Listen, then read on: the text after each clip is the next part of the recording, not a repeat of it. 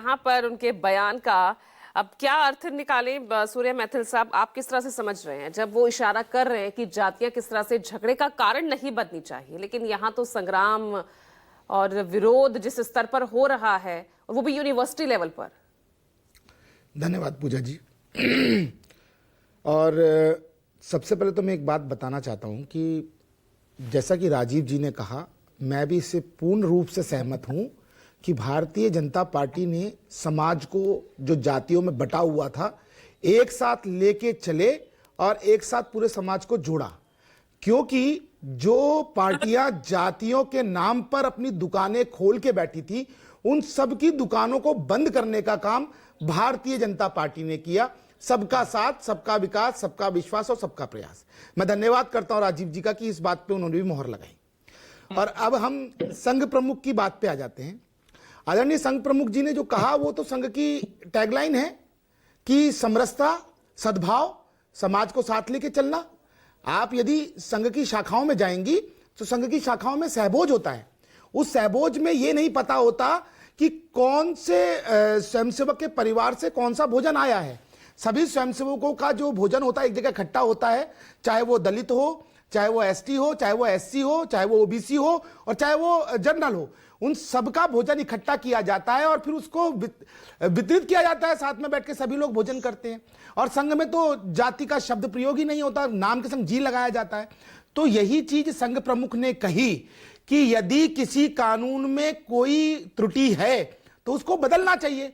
और मैं भी बार बार इस बात को कह रहा हूं और सभी कह रहे हैं कि किसी को ओबीसी, एसटी, एससी के लिए लाए गए कानून से कोई नाराजगी नहीं है, लेकिन वहां पर यदि कोई त्रुटि हुई है तो उसको बदलने की आवश्यकता है। और एक जो लास्ट में बोला राजीव जी ने कि मंदिरों के लिए जो लड़ते हैं वही इसके अंदर पक्षकार थे, तो ये सच है कि यदि समाज में कहीं भी कोई त्रुटि होगी, यदि यूजीसी ने कोई गलत ड्राफ्ट इंप्लीमेंट कर दिया, नोटिफाई कर दिया, तो उसका विरोध करना सबके लिए जरूरी है। और वही काम विष्णु शंकर जैन जी ने किया।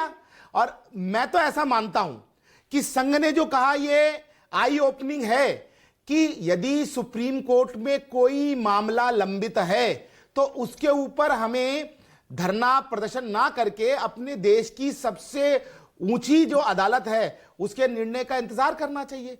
19 मार्च को हलफनामे दिए जाएंगे, उसका सुनवाई होगी। तो क्यों हमें सड़क के ऊपर उधम मचाना, क्यों इस प्रकार से किसी के कपड़े फाड़ने, क्यों इस प्रकार से हमने आगजनी करनी और लॉ एंड ऑर्डर को हाथ में लेना। अगर आपकी कोई नाराजगी है और तो कोई सुन नहीं रहा है, यहाँ तब पर समझ में आता है। बात ये है ना कि इसको लेकर राजनीतिक दल आपस में नहीं लड़ रहे हैं। शिक्षण संस्थानों में, कॉलेज, यूनिवर्सिटी लेवल पर छात्रों के दिमाग में अब ये बात आ गई है।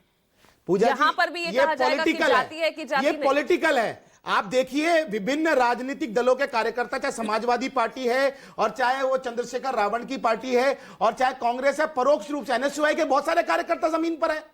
आप देखिए ना, आयसा के कार्यकर्ताओं ने तो उधम मचाया ना। बीजेपी के भी कई नेताओं ने इसको लेकर खिलाफत जताई है। पूजा जी, अभी जो लड़की के कपड़े फाड़ने की कोशिश की गई, उसको अगवा करने की कोशिश की, किस पॉलिटिकल पार्टी कार्यकर्ता थे वो? जो स्टूडेंट विंग है एसएफआई और आयसा, उसी के कार्यकर्ता थे ना। ये किस पार्टी से बिलोंग करते हैं? इंडी गठबंधन से बिलोंग करते हैं ना। ये वामपंथी विचारधारा के लोग हैं ना। तो मैं यही कहना चाहता हूं कि छात्रों के रूप में ये जो राजनीतिक रोटियां सेकने के लिए परोक्ष रूप से कठपुतली की तरह यूज किया जा रहा है छात्रों को, ये बहुत गलत है। इसी पे संघ प्रमुख ने कहा है कि जो मामला सुप्रीम कोर्ट में लंबित है उसमें तो आजम खान साहब, आप